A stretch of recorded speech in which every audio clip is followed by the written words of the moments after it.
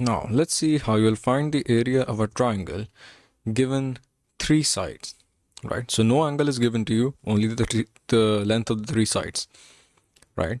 Now, if you remember, this is the third case of finding the area of a triangle. When you have just three sides given to you, you'll use the Heron's formula, right? So the first thing you have to do is calculate S. S is simply just adding up the three lengths A, B, and C and dividing the sum by 2. So over here, S is equal to 36. Well and good.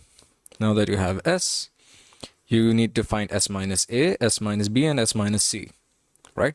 So S minus A, 36 minus 18, which is equal to 18. S minus B turns out to be 12, and S minus C turns out to be 6. Now that you have this, simply just use the Heron's formula, which is S into S minus A into S minus B into S minus C. You have all of these values, plug them in, and this turns out to be 216 square units. A very simple formula, and now we have covered all three cases.